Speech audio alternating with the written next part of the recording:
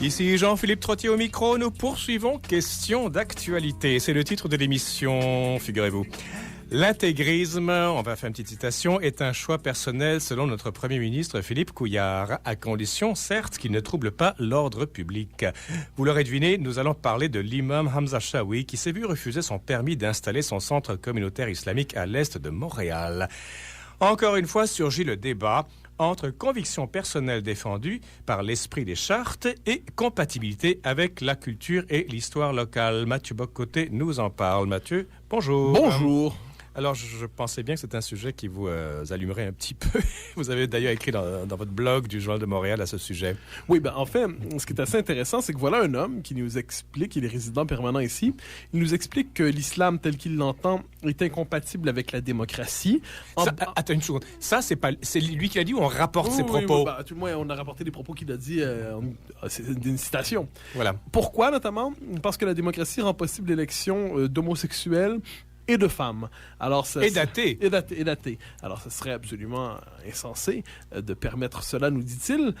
Et des propos comme cela choquent tout le monde. Et au même moment, on apprend qu'il veut ouvrir un centre communautaire, devenir une forme de pour faire de la prédication dans l'est de Montréal. À Hochelaga-Maisonneuve, je pense. Hein? Et là, la question qui se pose est la suivante. Est-ce que cet homme devrait avoir le droit de s'exprimer publiquement, de faire une forme de propagande intense à partir de ce centre culturel? Au même moment, quelques jours auparavant, Philippe Couillard, Premier ministre, avait dit l'intégrisme est un choix personnel. Autrement dit, il abolissait complètement l'idée des pressions communautaires, des dynamiques communautaristes, de la pression sociale à l'intégrisme qui peut exister quelquefois. Ce n'était qu'un choix personnel, c'est-à-dire une volonté de vivre sa religion intensément, nous disait-il. Donc, sous-entendu, l'individu est complètement déconnecté de son milieu, de son histoire. C'est l'individu, c'est vraiment la conviction propre à la Charte canadienne des droits, au multiculturalisme canadien, surtout à la vision de la Cour suprême.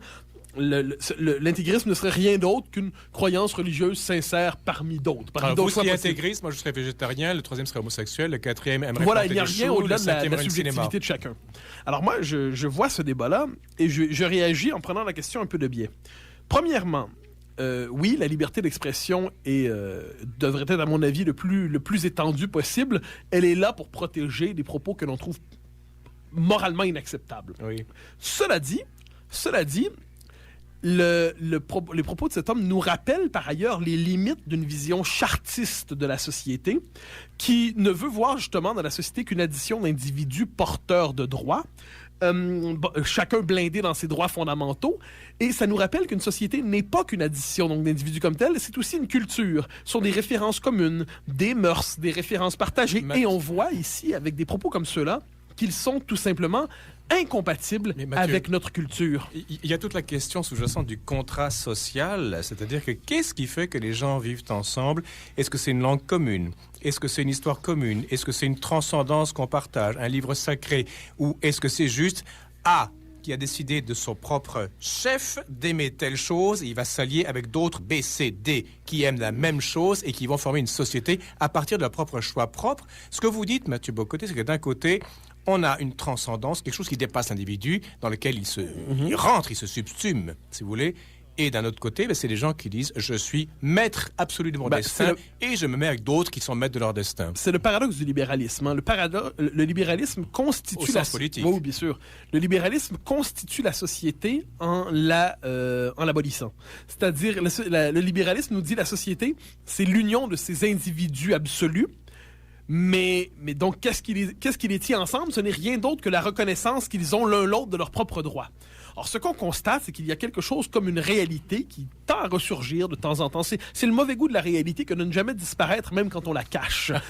Or, quelle est cette réalité? Elle revient au galop. Oui, mais c'est tout simplement, par exemple, lorsqu'on parle de l'intégrisme, qu'on le veut, s'il y a évidemment si on veut nommer intégriste un individu mystique qui décide de s'isoler dans une cabane pour prier jusqu'à la fin des temps, évidemment, il y a des personnalités mystiques. Mais l'intégrisme comme phénomène social... Entre vous et moi, j'en suis une. Oh, mais ça, vous êtes le seul à le savoir. On le dira pas au micro. Et nos quelques auditeurs.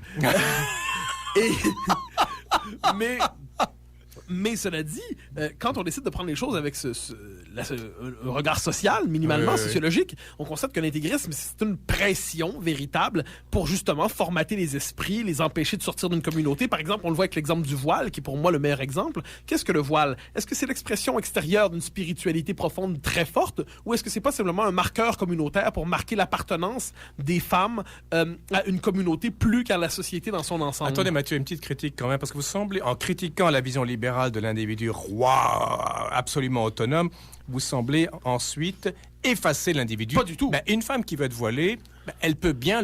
Elle a subi peut-être des pressions, mais en même temps, elle doit aimer ça quelque part. Votre imam aussi doit, à un moment donné, avoir une certaine conviction. Il n'est pas juste je ne dis pas qu'ils n'ont pas de conviction. une lavette qui absorbe je tout. ne dis pas ça. Je dis simplement, évidemment que l'individu existe. Je dirais que c'est même le génie de l'Occident que de faire apparaître l'individu comme figure juridique fondamentale. Et Dieu sait que c'est important. Oui. Le drame des 40 dernières années, c'est qu'on a oublié que l'individu émerge à partir d'un fond civilisationnel partagé. Autrement, décidé... on a fait Donc, l'économie oui. de ce fonds Donc, civilisationnel. l'individu arrive et on liquide ce qui l'a rendu possible. C'est-à-dire une civilisation fondée... Bon, l'état de droit inscrit dans la civilisation d'héritage chrétien avec l'état national et puis la frontière nationale. Donc, autrement dit, l'individu sacrifie ce qui l'a rendu possible. Alors là, on en revient à la question importante. D'un côté, oui, il y a la question de la liberté d'expression. Elle est fondamentale et je suis de ceux qui en ont une conception maximaliste. De l'autre côté, un pays ne peut pas se réduire justement à ce pacte strictement juridique. Il faut réhabiliter l'histoire, la culture. Et on en arrive à cette formule qui revient souvent. Vous savez, on dit oui, à Rome fait comme les Romains. Bon, ça devrait être la consigne première de l'intégration. Mais ce que je constate dans nos sociétés, c'est qu'à Rome, les Romains eux-mêmes ne veulent plus se comporter en Romains.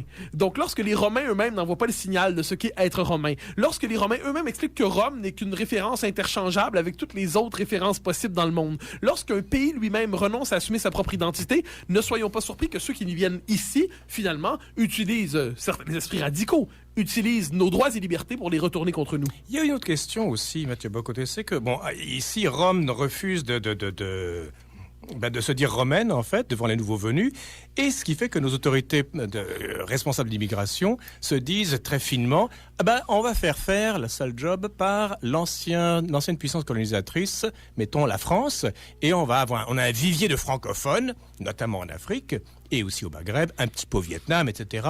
C'est comme on peut pas faire, on le fait très maladroitement, ce travail d'intégration ici, on se dit, les Français l'ont déjà fait là-bas, puis on va piger là-dedans. Sauf qu'il y a un malentendu. Ici, les Québécois sont d'abord francophones, de souche en tout cas, francophones et d'anciens catholiques, majoritairement. Mais les gens qui viennent d'ailleurs de cet espace francophone, sont-ils d'abord francophones et ensuite religieux, ou sont-ils d'abord... Ils ont une importance à une religion, ensuite à une langue qui n'est pas le français, et troisièmement, francophone. Comprenez-vous la contradiction? C'est une question fondamentale, je crois, que vous posez. Parce que, mettons, un maghrébin, là je généralise sans doute, mais est-il d'abord francophone, arabo-berbérophone et musulman, ou est-il d'abord musulman, arabo-berbérophone et francophone, alors qu'ici, on est d'abord francophone et ensuite d'anciens catholiques. Je reprendrai votre question en la tournant autrement. Je dirais, quel est le propre de l'Occident contemporain? C'est de ne plus être capable de nommer le particulier. C'est-à-dire, on le voit en Europe, on le voit ici, lorsqu'on dit, par exemple, quelles sont les valeurs européennes, on va dire, c'est la démocratie, l'économie de marché, l'État social. Autrement dit, on ne voudra d'une définition de soi que strictement universaliste. Oui. Donc, nous croyons que chacun de nos pays se confond avec la figure absolue de l'humanité. Ça, c'est l'arrogance occidentale. Oui. Mais qu'est-ce que ça veut dire? Ça veut dire que nous ne sommes plus capables de nommer notre propre particularité. Notre propre héritage. Mais vous allez voir le lien. Alors, quand il y a le temps de voir la particularité de l'autre, on n'est plus capable de la voir non plus. C'est-à-dire, on se demande, par exemple, on va se demander devant la figure de l'islam radical ou de certaines religions, certaines cultures. Nous ne sommes plus capables de se dire, est-ce que cette culture est compatible avec la nôtre? Parce que quelle est notre réponse? Eh bien, puisque nous ne sommes que la figure absolue de l'humanité où il n'y a que des individus porteurs de droits et de convictions personnelles, n'importe qui peut venir ici pour peu qu'on ait le droit en partage. J'irai pas aussi loin que ça. Je reviens à ma question, Mathieu Bocoté, en l'imprégnant de l'histoire culturelle d'ici. d'abord francophone, ensuite ancien catholique. Donc d'abord la langue, ensuite la religion. Oui. Mais venant de quelqu'un, mettons, du Maghreb, est-ce que sa hiérarchie est la même que la nôtre? Mais je comprends. Puis vous noterez d'ailleurs qu'au Québec, pendant longtemps, on a décidé d'avoir l'immigration selon le critère francophone, ce qui est à mon avis fondamental. Oui. Quand j'entends des gens du patronat dire qu'il faut abolir ou à tout le moins relativiser le critère francophone pour l'immigration, je me dis ces gens ont une indifférence à notre devenir français, pour le dire ainsi. En passant sous silence le fait qu'on est extrêmement maladroit en tant que Québécois pour intégrer l'autre qui ne parle pas français. C'est le moins qu'on puisse dire. Cela dit, on redécouvre ces dernières années, puis moi, c'est une chose qui me fascine, on redécouvre que la langue ne suffit pas. Que la langue, réduite à la langue, eh bien, elle, surtout dans le contexte du français en Amérique... C'est comme l'individu à la liberté d'expression réduite à sa propre expression.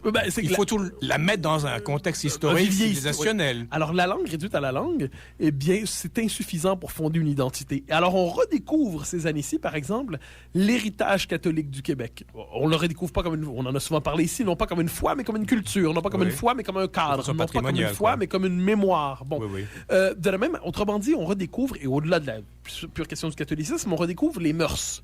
Donc, une nation, c'est aussi une communauté de mœurs à certains égards.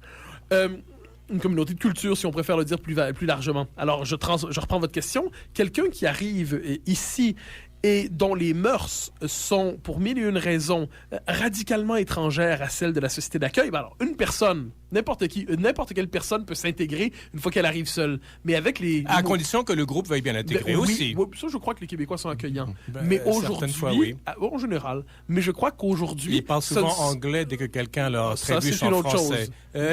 Si la langue est le marqueur principal, Mathieu, c'est sérieux. Ça, je suis d'accord. Mais les Québécois, cela dit, comment je pourrais dire ça?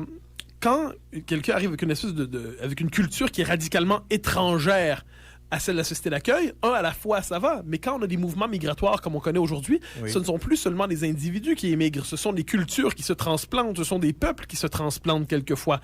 Donc, sachant cela, sachant que nous sommes devant cette réalité collective, mais voilà le problème, nous ne sommes plus capables de penser la culture collectivement ici. Nous pensons la culture comme un choix personnel ou une préférence personnelle. Et autre chose, Mathieu, c'est que notre culture d'ici est vieille de 4 siècles. Je mets la question autochtone à part encore une fois, mais elle a 4 siècles. Vous avez quelqu'un qui, peu importe son degré d'éducation, vient d'une culture qui peut être millénaire, bimillénaire, pentamillénaire, l'Inde par exemple. Est-ce que la société d'accueil, entre guillemets, peut faire le poids symboliquement? Première question. Et deuxièmement, on ne parle jamais de la société d'accueil québécoise qui elle-même est presque feudataire d'Ottawa ou du Canada anglais. Je dirais on est hybride. Je dirais premièrement que la culture québécoise a peut-être 4 siècles, mais elle est quand même dans une civilisation qui est un peu plus vieille qu'elle. Et j'en souviens-t-on? Voilà le problème, c'est-à-dire la culture québécoise, c'est une des parts sombres de l'héritage de la Révolution tranquille. On a quelquefois voulu la désoccidentaliser.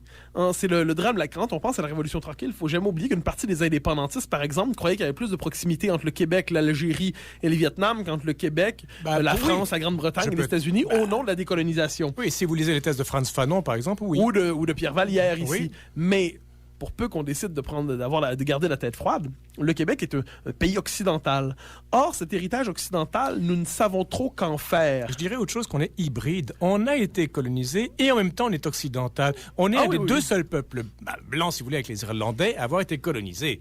Oui, mais ça, il y a quelque chose de particulier. C'est clair que notre cas est vraiment presque unique. Oui, les immigrants qui arrivent ici sont premièrement pris dans une querelle des légitimités. D'un côté, il y a le Québec qui dit « intégrez-vous à nous », et par ailleurs, on ne sait pas exactement ce que ça veut dire, du moins quand les autorités en parlent, puisque les Québécois, en général, savent de quoi ils parlent. Et de l'autre côté, oui. Et de l'autre côté, on a l'État fédéral qui dit « intégrez-vous au multiculturalisme canadien », c'est-à-dire conservez votre culture locale et choisissez une des 2 langues disponibles au pays. Alors, ici, on en revient à cette incontournable question nationale qui en lasse plusieurs, mais ce n'est pas parce que la réalité revient toujours en lasse ou en lasse? Oh, s'en lasse. Mais je crois que c'est le drame. En 2 mots. Bien sûr, évidemment. Très bien. Vous parlez à 4 niveaux, c'est pour ça que je suis obligé de dépioter votre discours, Mathieu. C'est votre génie comme animateur que de savoir... c'est ma tâche. C'est mon apostolat. Toutes les couches de langage possibles. Mais les Québécois... Mais je ne change pas les couches. Rassurez-vous. Pas encore, en tout cas. Mais ça peut venir. Parce que vous aurez des enfants, parce que vous vieillirez. Mais Mais continuez votre travail. Les Québécois sont effectivement dans une situation où leur propre société n'est jamais assurée de ses propres fondements quand vient le temps d'intégrer. Le fait est que c'est une société un peuple qui s'est dit non 2 fois à lui-même, un peuple inachevé politiquement, un peuple à la culture flageolante, d'autant qu'il y a eu une forme de grand sacrifice autour des années 60, un reniement de soi d'une part importante de nous-mêmes. Et pourtant, nous existons et nous savons encore reconnaître ce qui est inadmissible et inacceptable. Et d'ailleurs, pensons à ce monsieur. Moi, ça me fascine. On revient à l'imam Chaoui qui arrive ici. Il sait dans quel pays il arrive. Peu importe notre faiblesse, il sait quand même, cet homme sait dans quelle terre il arrive, et pourtant, il décide de venir ici. Dans le cas d'un homme comme lui, je ne dis pas dans le cas de tout le monde, mais dans le cas d'un homme comme lui, est-ce qu'on ne devrait pas être capable de nommer quelque chose comme un élément subversif? Voilà quelqu'un qui veut semer la pagaille. Voilà quelqu'un qui veut semer la pagaille, durcir les communautés immigrées contre la communauté d'accueil, provoquer une réaction de rejet de la société d'accueil par ceux qu'il voudrait avoir comme fidèles. Donc, des individus comme ceux-là, ont-ils leur place ici? Je ne crois pas. Admettons que vous ayez raison, parce que ça, c'est les propos rapportés. Moi, j'ai pas entendu l'imam Chaoui directement, mais admettons que vous ayez raison. Il y a une phrase de Thucydide que j'aime beaucoup citer. Ça, il a écrit au 3e, 4e siècle avant Jésus-Christ, La guerre du Péloponnèse, et il dit une chose. Qu'est-ce que vous n'avez pas lu, vous? Beaucoup de choses, mais ça, je l'ai lu. L'annuaire téléphonique? Ça, non, jamais, j'utilise que 4-1. Thucydide, voilà ce qu'il raconte. Nous croyons par tradition au sujet des dieux, et nous savons par expérience au sujet des hommes que tout être, par une nécessité de nature, occupe tout l'espace dont il dispose. Donc si vous parlez de cet imam qui vient semer la pagaille ici, c'est que le terrain, il y a un vide à occuper par justement ce reniement de soi-même, qui est non seulement occidental, mais aussi québécois. Et je dirais qu'il y a aussi cette espèce de... Au-delà du reniement de soi-même, il y a la perversion d'une société qui, ne se définissant plus que par les droits qu'elle accorde, fait en sorte qu'elle voit ses droits se retourner contre elle-même. Exact. Et ça, on y est directement. Mais comment sortir de ce piège? D'un côté, nous avons nos élites médiatiques, intellectuelles, politiques, académiques, qui semblent incapables de sortir du discours de la diversité, de l'inclusion, de la diversité qui est une richesse, de l'inclusion. Pour quelle raison? Je crois qu'il y a 2 choses. Premièrement, ils ont intériorisé ce discours. Je crois qu'ils l'ont intériorisé. Dans le cas du Parti libéral, il y a un intérêt électoral très clair. Il ne faut pas se cacher. Il y a tout intérêt à s'aligner sur sa base électorale qui est dans les communautés culturelles. Cela dit, je pense qu'il y a aussi la peur. La vraie peur. Alors ça, je le constate dans l'univers médiatique, dans l'univers politique. Lorsque je m'en approche, je sens une peur terrible à l'idée de se faire traiter de xénophobe, d'islamophobe ou de raciste. Ça, c'est ces termes-là qui marquent au fer rouge un homme de la pire des réputations possibles. Antisémite a été le précurseur de tout ça. Hein? Bien sûr. C'est-à-dire, en fait, je dirais l'utilisation abusive de tous les termes qui servent... L'anathématisation. On a fait des anathèmes qui condamnent moralement et disqualifient l'autre. Le retour de l'ostracisme. L'ostracisme existe encore aujourd'hui. Oui. Ça consiste, si vous êtes marqué par un de ces termes-là, vous serez chassé de l'espace public et on ne parlera de vous que pour vous présenter comme un infréquentable. Donc, on vous dira le xénophobe X, le raciste Y. Et je crois que beaucoup d'hommes politiques ont une peur terrible de se faire ainsi marquer. Je note d'ailleurs que dans plusieurs groupes qui prétendent lutter contre l'islamophobie, ils n'hésitent pas à faire des listes d'islamophobes publics dont on devrait se méfier. Pour s'en dissocier, oui. Oui, d'ailleurs, je fais partie d'une de ces listes. Une fois, j'ai découvert un tract sur Internet où moi, Pauline Marois, Julie Snyder, Louise Mayou, quelques autres, Michel Blanc, on était les grands méchants, les xénophobes officiels dont on doit se méfier au Québec. Donc, on fait des listes d'individus à proscrire de l'espace public. Et je crois, pour ceux qui évoluent comme intellectuels, comme journalistes, comme chroniqueurs, passe encore, mais les hommes politiques ont une peur terrible de se faire marquer à jamais. Imaginez le courage que j'ai de vous avoir comme chroniqueur ici. Ah, mais je sais, vous êtes un homme courageux en cela comme en toute chose. Oh mon Dieu, vous voulez garder votre job ici. Bien sûr, absolument, d'autant que vous me promettez une augmentation. Oui, on va multiplier par 100 ans que vous voudrez. Dernière question, Mathieu Bocoté. On parle beaucoup de repentance de l'Occident, c'est-à-dire que comme un scorpion qui se pique avec sa propre queue, on fait ça depuis 40-50 ans.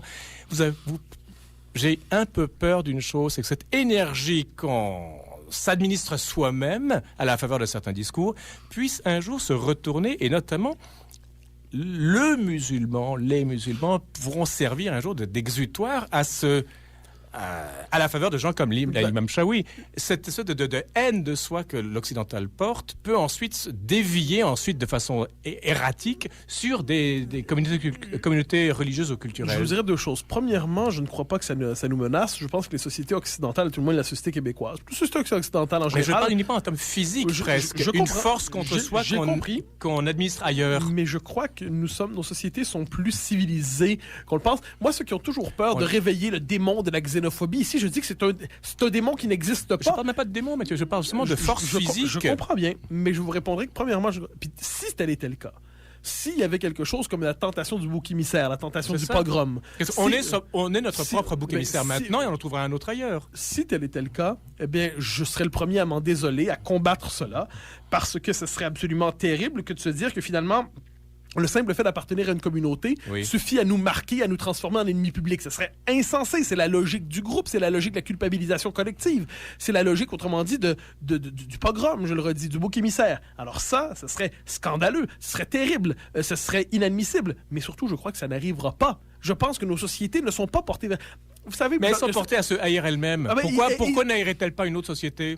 Parce que je crois que là-dessus, le mouvement de haine envers soi est assez, je dirais, va nous détruire bien avant de se retourner contre qui que ce soit. Bon, d'accord. Mais cela dit, je ne pense pas que ça. Je pense que le christianisme a fécondé chez nous une idée très belle, qui est celle de l'universel, le refus d'enfermer les hommes dans des espèces de notre universel. Il y a plusieurs universels, je ne pense pas qu'il y ait une tentation, pour reprendre en un mot, je ne pense pas qu'il y ait une tentation de l'exclusion, ni subtile ni brutale au Québec. De ce point de vue, évidemment, le scénario que vous évoquez, si jamais ça survenait, alors il faudrait lutter contre ça, mais je pense que pour l'instant, pour l'horizon historique rapproché, ce dont il est question concrètement, c'est tout simplement d'une forme d'autodestruction par le droit et par une espèce de repentance des sociétés occidentales devenues incapables à la fois de nommer ce qu'elles sont et de nommer ce qu'elles ne sont pas. Mathieu Bock-Côté, vous m'avez donné faim avec tous ces propos. Et on a tellement parlé que finalement, j'ai le tournis et puis mon ventre crie famine. Alors, bon appétit à tout le monde, bon appétit à vous. Bon appétit à vous aussi. Merci à Daniel Fortin et bon appétit à Daniel Fortin à la régie. Ici Jean-Philippe Trottier.